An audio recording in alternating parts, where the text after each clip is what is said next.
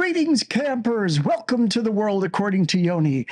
I am your host, Yoni Martin, and yes, I know I have been missing in action for a long time. I would like to talk about that, but obviously the events of the day and the week take so much precedence over that, I can't. So I'll tell you another time, but I will say, if this is your first time with me, welcome. I'm really glad you're here. I don't know about the week you're here, but this is worthwhile. And of course, if you are a returning listener or viewer, I am so grateful for you. Thank you. And keep coming back and telling your friends and family and everybody else about the show. All right. So the first thing we've got to talk about today is the fact that I, like many of you, woke up to the news that President Biden has taken himself out of the running for president. And I don't know about you guys, I'm kind of freaked out about it. And obviously, a lot of people I know are freaked out about it because if you go on Facebook, people have changed their profile picture to black to express their mourning, I guess, and their dislike of this decision. I don't know what brought this decision on the president. I don't know if it's good or bad.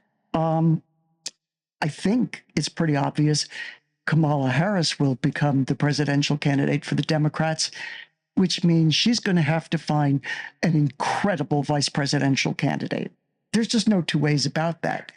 But if you're as freaked out as I am, it makes sense.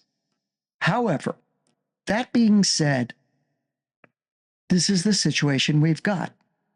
And what we have now is a choice between maintaining the democracy that has grown over the past 200 plus years in this country, or hand it over to a bunch of fascists who want to turn this country into Nazi Germany 2.0.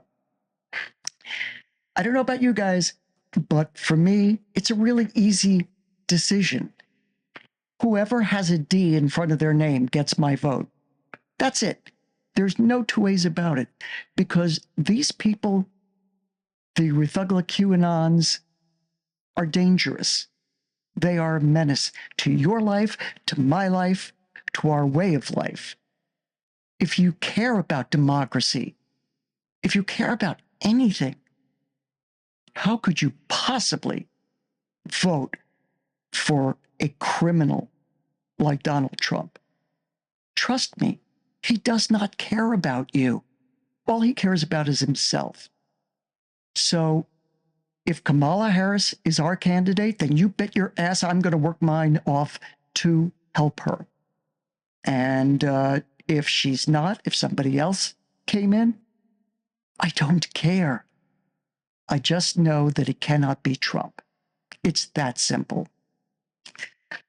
Okay, now that I've done that, I'm going to return to the hard worked script that I had created for this broadcast, not knowing what was going to happen last night. So here we go. I know that I'm going to piss people off. No matter what I say, I'm going to piss people off. But this should piss some people off. Because other than the president deciding not to run for re-election, the obvious top story of the moment is the so-called assassination attempt on the Tangerine Turd. Now, when I say so-called, it's because I'm not buying it. I'm sorry, I'm not buying it. There are just too many things that don't make sense. And I find it just a little too coincidental that this happened the weekend before the Republican National Convention. It's funny timing, don't you think? Now, for anyone in shock, because I dared say that I believe the event was staged, you got plenty of company. When I voiced this opinion on Facebook, you know, there were some reactions, some positive, some negative, but one guy called me deranged. Okay. How could I possibly say that, he wanted to know, when one person is dead and 2 wounded? Fair question, and here's the answer. As a native New Yorker, I have followed the exploits of Donald J. Trump for the past 45 plus years. So I know that he's not only a narcissist, con man, liar, misogynist, racist, homophobe, rapist, sociopath, convicted felon, and the most malicious piece of shit who's ever sat his bulbous ass behind the resolute desk in the Oval Office. It is my firm belief that he would happily sacrifice the lives of others, including his supporters, and if it came down to it, I believe he'd sacrifice the life of his kids if it was for the greater glory of Donald Trump. And if that makes me a deranged conspiracy theorist, call me a deranged conspiracy theorist, I accept that designation. But while this is just my opinion, let's take a look at some of the reasons I believe the so-called assassination attempt was staged. First of all, let's talk about the BBC interview with a Trump supporter whose name was Anthony Davis. The interview was shot at the rally shortly after the supposed assassination attempt. But if what Mr. Davis says is true, and I remind you all, he's a Trump supporter, we've just entered the world of conspiracy theories. Now, Davis says he and the group he was with noticed a guy crawling on top of the roof of a building, rifle in hand. According to Davis, they called the police and they were pointing to the roof, screaming, "There's a guy up there with a rifle." He says neither the police nor the Secret Service did anything. He and his friends are up there, standing there screaming, "There's a guy with a rifle on the roof." They're doing it for 2 or 3 minutes, and no one does a goddamn thing about it. Suddenly 5 shots ring out, and that's just for starters. So I suggest you go watch this interview. All you have to do is put BBC interview with Anthony Davis in YouTube, and it'll come up. Watch it, and then tell me there's nothing rotten in the state of Denmark. And by the way, on what planet does the Secret Service take their time getting to a candidate and then allow him to take a photo op that coincidentally was being used to sell T-shirts less than an hour after it happened? I know technology these days is fairly sophisticated, but I mean, that's just a little too much for me to swallow. An hour after the fact, there's this big picture of big brave Donnie Dumpster, blood dripping down his face, telling his SS detail he needs to find his shoes. And then he stands up in the middle of a Greek chorus, does a double fist pump, and yells, "Fight!" How inspiring. What a complete and utter pile of bullshit.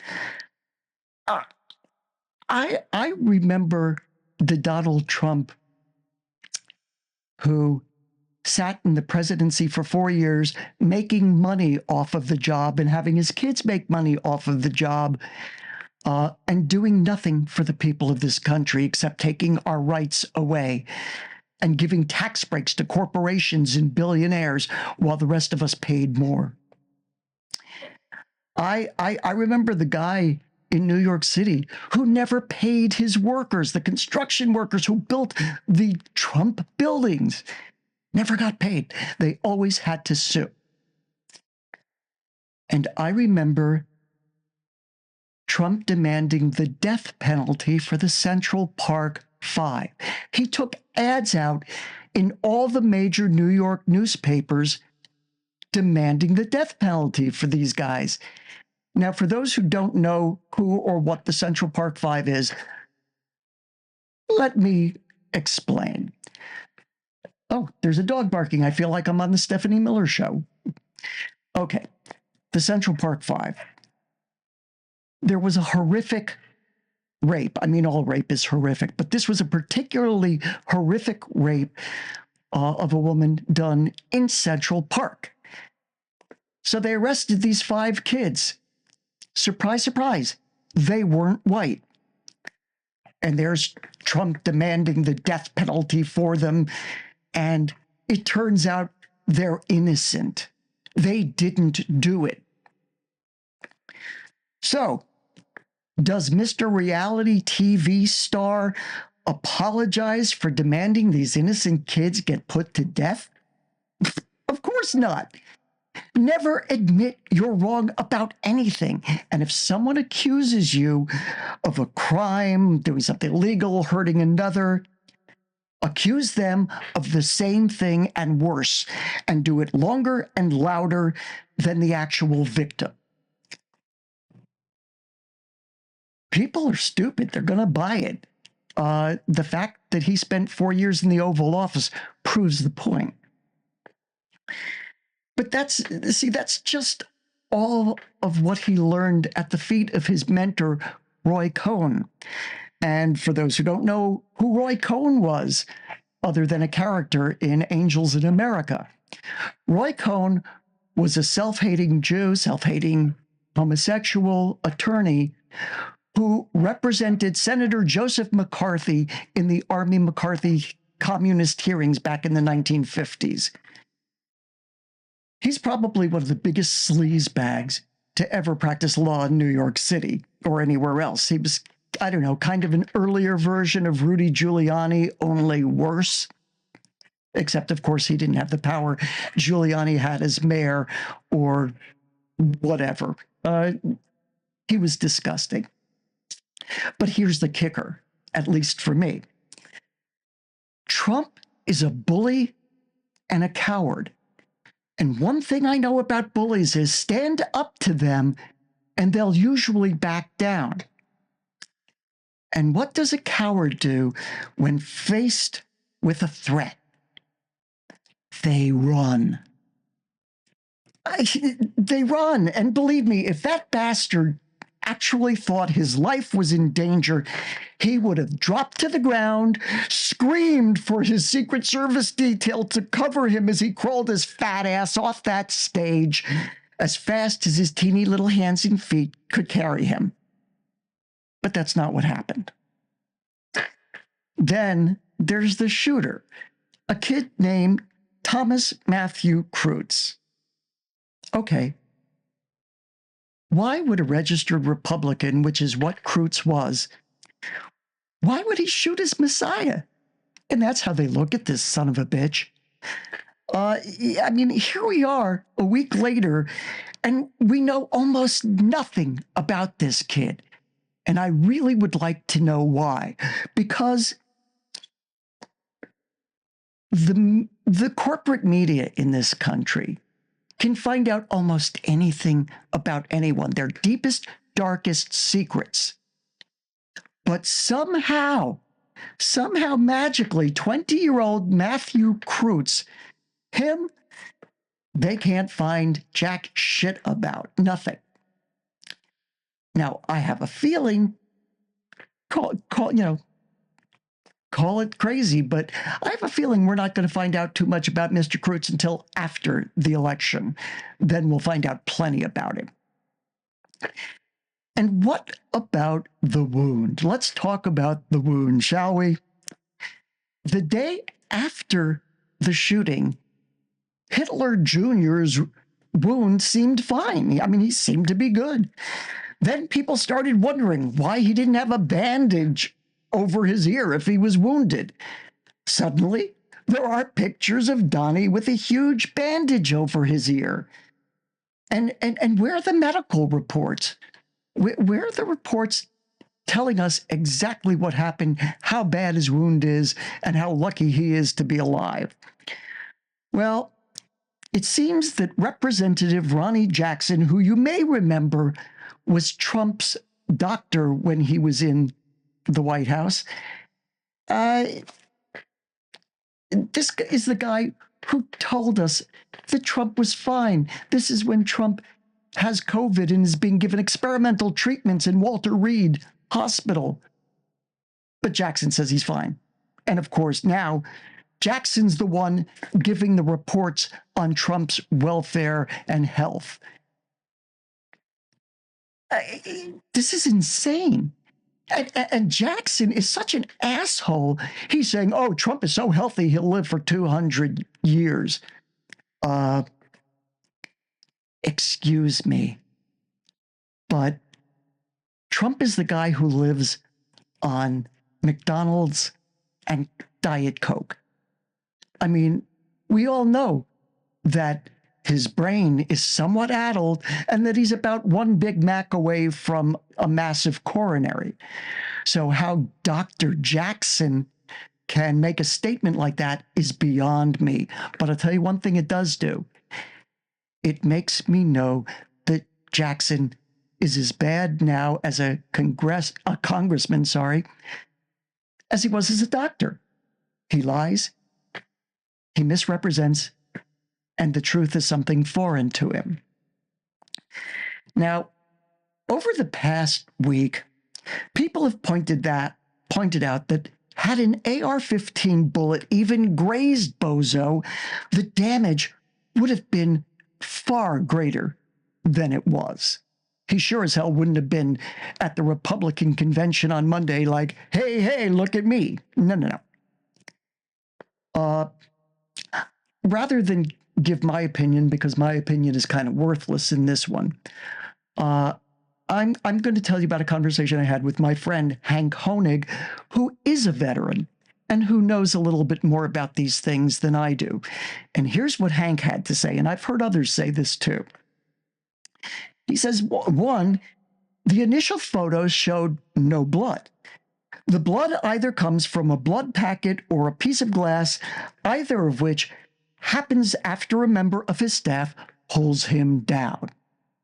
Secondly, the bullet from an AR-15, which is the civilian version of the M16, does not travel in a straight trajectory. It spins.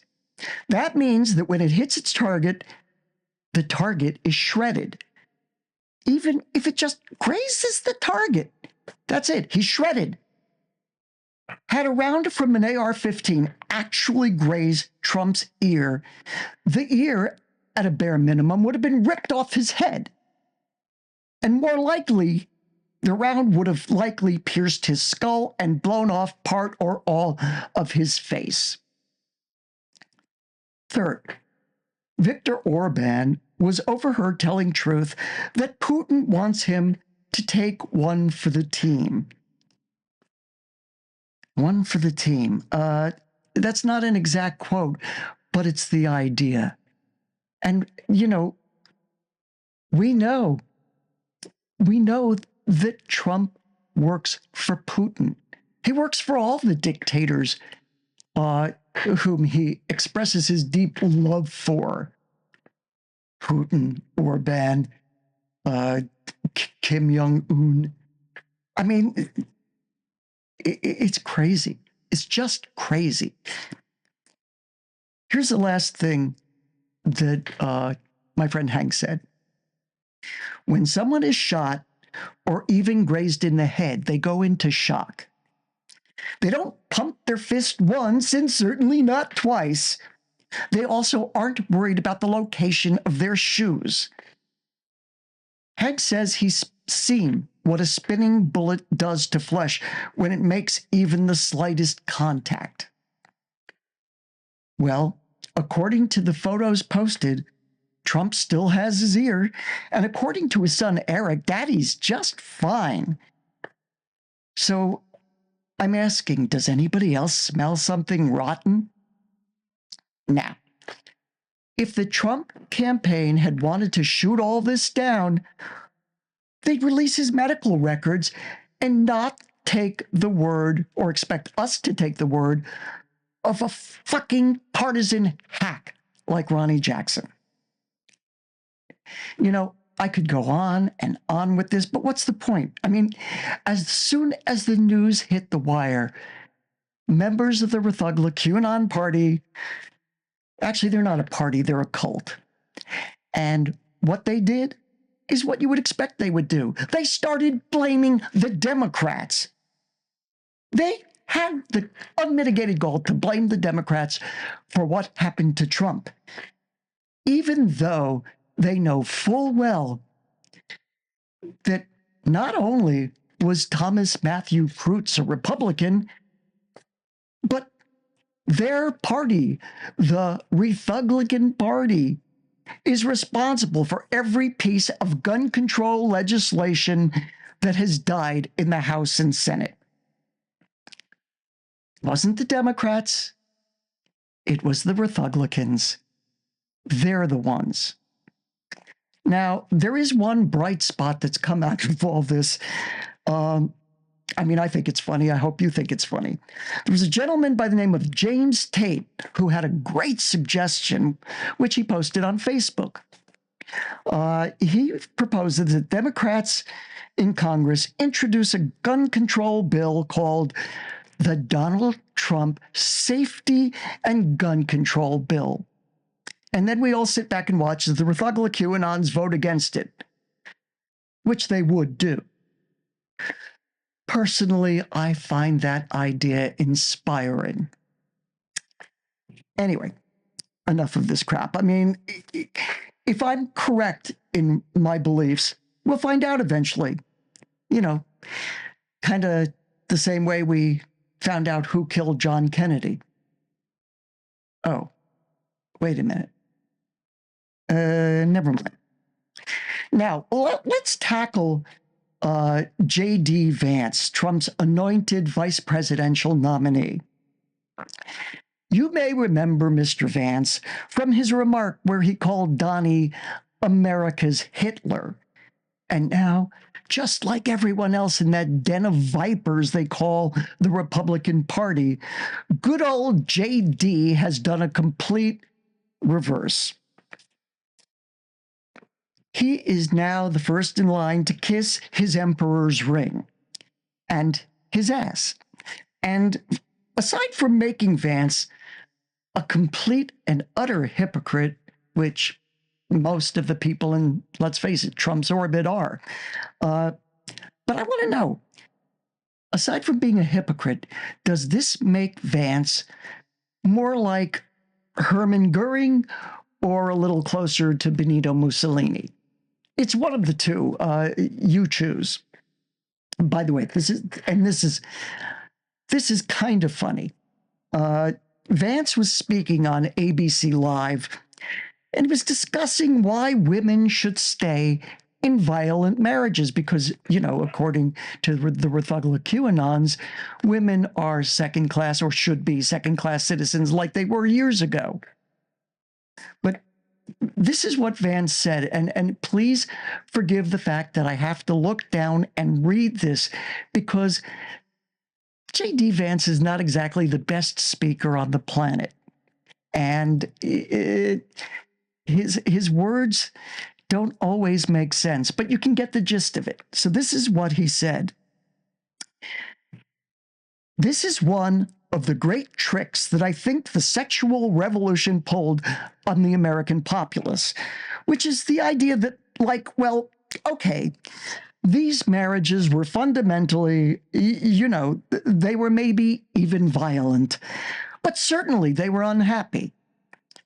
And so getting rid of them and making it easier for people to shift spouses like they change their underwear, that's going to make people happier in the long term.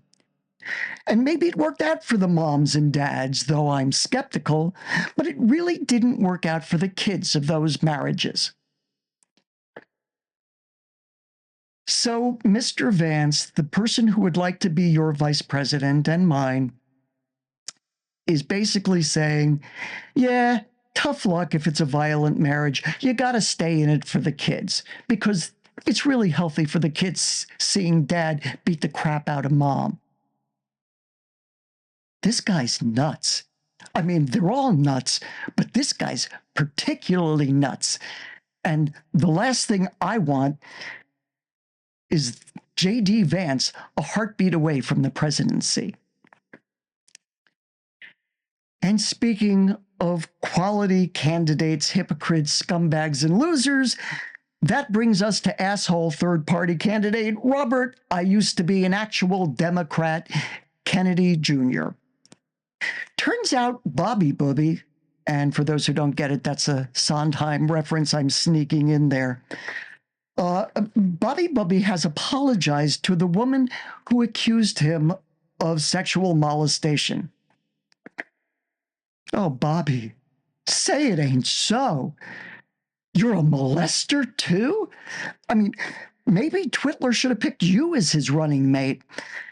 After all, it turns out that the number one contributor to Bobby Kennedy Jr.'s campaign is billionaire fascist Timothy Mellon, who, coincidentally, happens to be the top donor to Trump's campaign.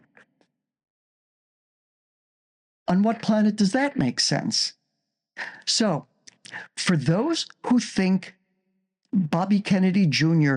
is an ideal choice over any Democrat, whether it's President Biden, Kamala Harris, or anyone else, if you think he's a better alternative than that, anyone with a D in front of his name, and the tangerine turd, get a fucking clue. He's taking money from a Trump supporter. Do you get that? And he's only donating to Kennedy's campaign because he thinks he'll take votes away from the Democrats.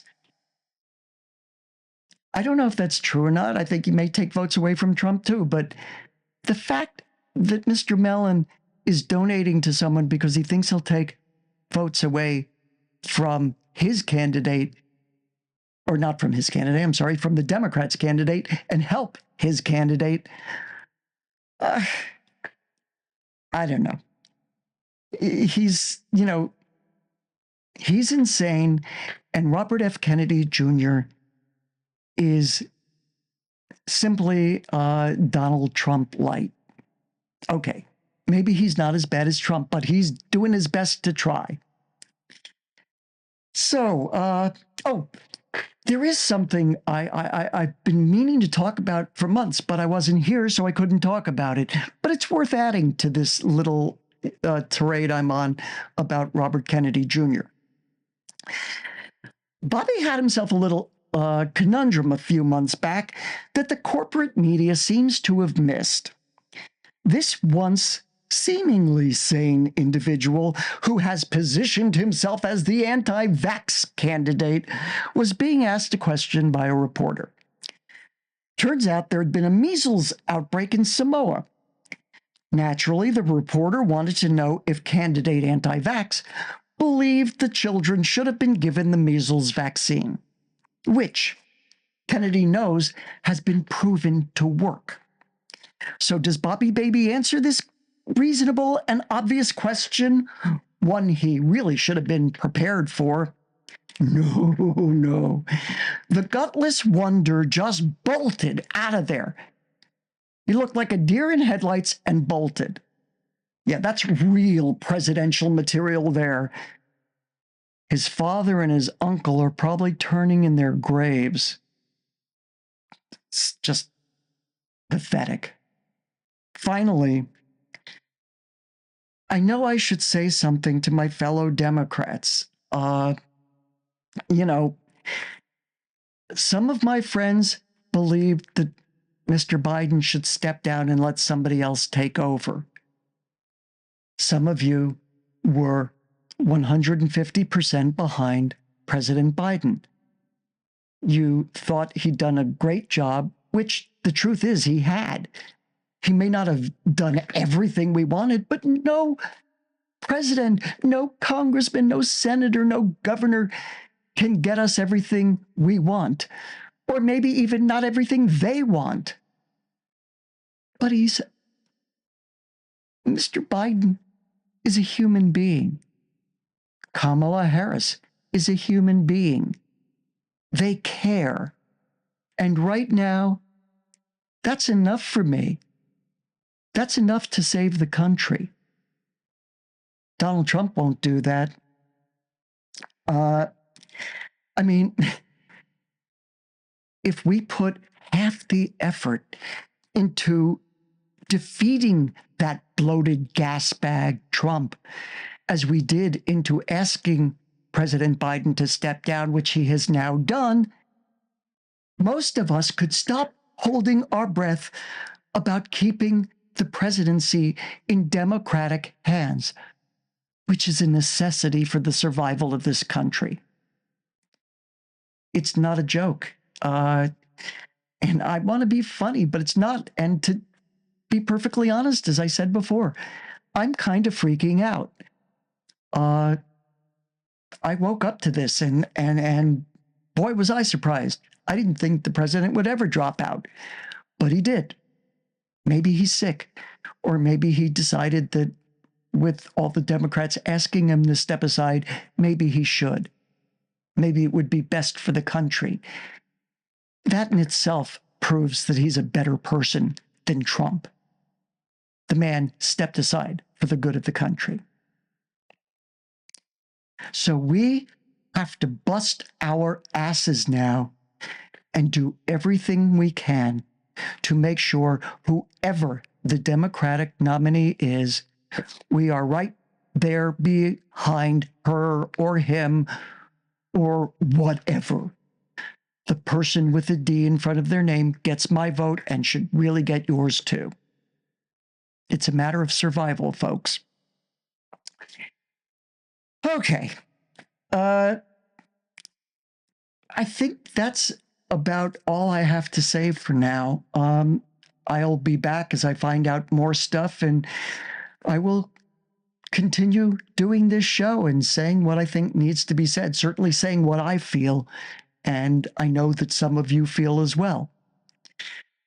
But in the meantime, I would like everybody to stay as strong as possible, get behind whoever our Democratic nominee is, and if you'll excuse my saying this, fight! Thanks for being here. Thanks for letting me go on like this and staying with me, if you have, to listen to me say all this. I really appreciate it. And hopefully, next show will have a little more lightness. Maybe I'll have a guest who can bring some lightness into this. But I thank you for being here. And I want to thank my executive producers, my brother from another mother, Chris Corman, and my beautiful, smart, and talented wife, Tanya Martin. I couldn't do this without you guys and your support. So thank you. And to the audience, thank you. Please tell your friends about the show. They can find me on YouTube or your favorite podcasting network. But I really would like to share my thoughts with as many people as I can. I think they're worthwhile. Of course, that may be somewhat egocentric of me, which puts me, oh my God, it puts me in Trump category land. I take it back. But come back to the show anyway. Thank you.